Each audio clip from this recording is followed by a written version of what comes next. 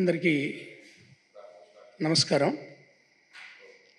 ఈవేళ రాష్ట్రంలో ఆరోగ్యానికి సంబంధించినటువంటి పరిస్థితుల్ని ఒకసారి గమనిస్తే డయేరియా ఏ విధంగా ప్రబలింది, ఈ కోణం నుంచి అంటే అసలు ఆరోగ్య పరిస్థితులు ఎట్లా ఉన్నాయి ఈ రాష్ట్రంలో అనేది ఒకసారి పరిశీలిస్తే కనుక సహజంగా అభివృద్ధి చెందిన సమాజం అంటే ఎక్కడైనా సరే నాణ్యతతో కూడినటువంటి విద్య, వైద్యం ప్రభుత్వం ప్రజలకి అందించిన సమాజాన్ని అభివృద్ధి చెందిన సమాజంగా మనం భావిస్తాం. జగన్మోహన్ రెడ్డి గారి పరిపాలనలో విద్య పట్ల, వైద్యం పట్ల జగన్మోహన్ రెడ్డి గారి ప్రభుత్వం చేపట్టిన పనులు లేక సంస్కరణలు ఏ విధంగా కొనసాగాయో మనం అందరం చూసాం.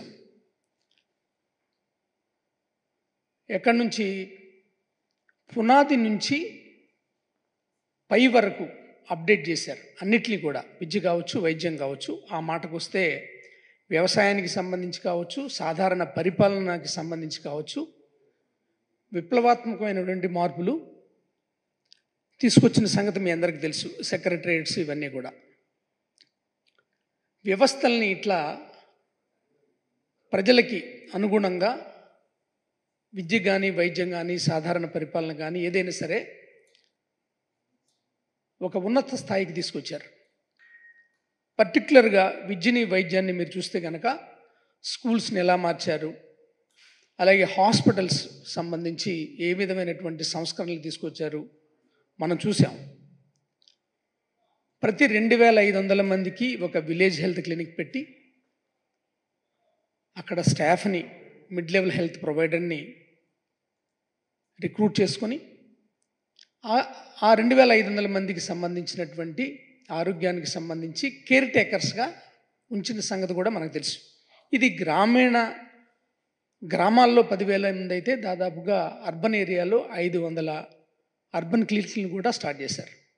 దీంతో పాటుగా పిహెచ్సిల్ని తీసుకుంటే కనుక కొత్తగా నిర్మించిన 150 పిహెచ్సిలతో పాటుగా ఉన్న పిహెచ్సిలన్నింటినీ అభివృద్ధి చేశాం.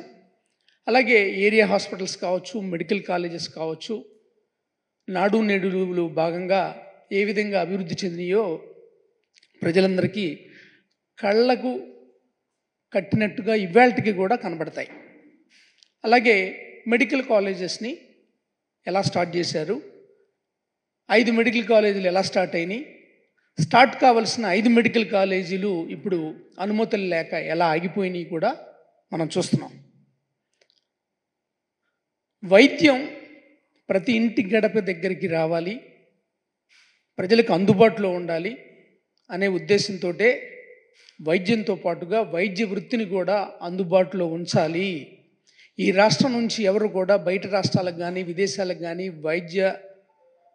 విద్య కోసం డబ్బులు ఖర్చు పెట్టకుండా, ఎక్కడికో వెళ్లకుండా ఇక్కడే మనం మెడికల్ కాలేజీలు స్టార్ట్ చేస్తే ఇక్కడున్న ప్రజలకి వైద్యంతో పాటుగా మన వాళ్ళకి వైద్య వృత్తిని కూడా ఇవ్వచ్చు అనే ఉద్దేశంతో ఏ విధంగా మెడికల్ కాలేజీలు స్టార్ట్ చేసాం కూడా మీ అందరికీ తెలుసు.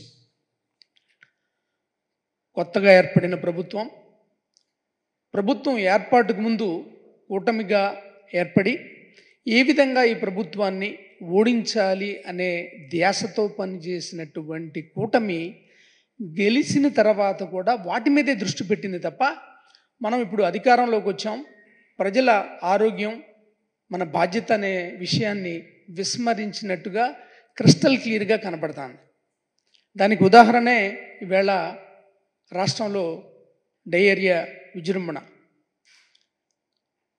జగన్మోహన్ రెడ్డి గారు సెక్రటరియట్ పరిపాలనలో భాగంగా ఇంజనీరింగ్ అసిస్టెంట్లకి ఒక పని అప్పచెప్పారు. అదేంటంటే రక్షిత నీరుని సరఫరా చేసేటప్పుడు అది బాగుందా లేదనే తెలియజేసే కిట్ని వాళ్ళందరికీ అందజేసింది.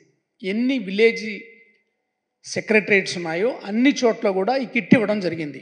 అందులో మనకు కావాల్సిన పరీక్షలన్నీ చేయొచ్చు, ఎలా చేయొచ్చు, ఎక్కడ చేయాలి, ఎప్పుడు చేయాలి అనే విధి విధానాలను కూడా ప్రభుత్వం వాళ్ళందరికీ తెలియజేసింది.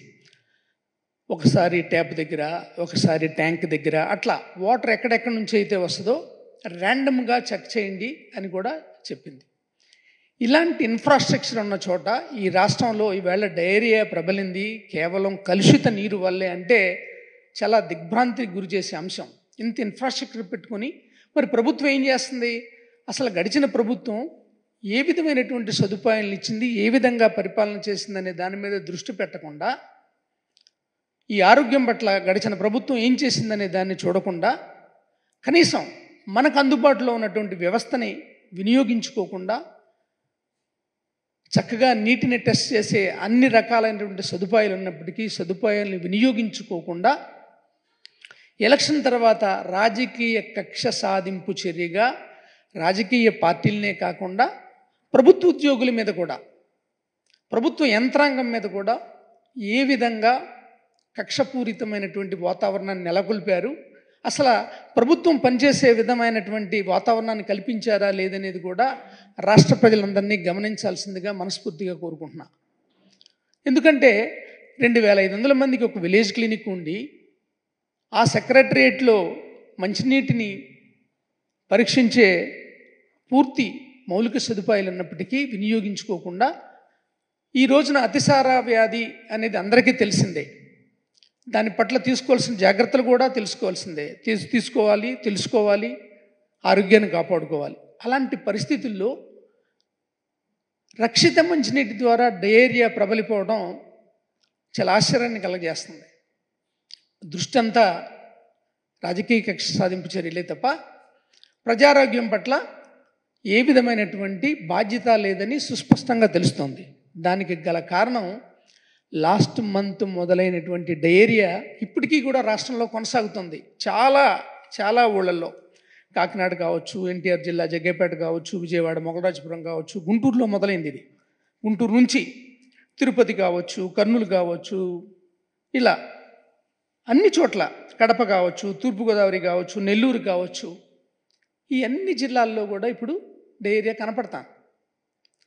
నిన్న సుంకేశ్వరిలో 4 సంవత్సరాల పిల్ల చనిపోయింది. జ్యోతి అనే అమ్మాయి చనిపోయింది డయేరియాతోటి. అంతకుముందు 2 సంవత్సరాల అమ్మాయి. ఇది ప్రభుత్వ లెక్కల ప్రకారం పైకి కనపడుతుందే, కానీ సమాజంలో ఎంత ఉందో కూడా చూడాలి. మేమేమంటామంటే దీన్ని టిప్ ఆఫ్ ఐస్బర్గ్.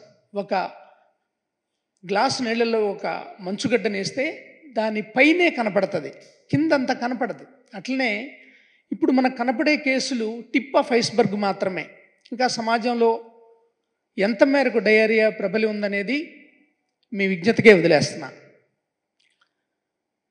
దీన్ని కంట్రోల్ చేయగలిగిన యంత్రాంగం ఉన్నప్పటికీ మనం వినియోగించుకోకపోవడం, ముందు జాగ్రత్త చర్యలు తీసుకోకపోవడం, ఏ విధంగా దీన్ని అరికట్టాలనే దాని మీద దృష్టి పెట్టకపోవడం వల్లనే ఈవేళ డయేరియా ఇలా విజృంభిస్తుంది.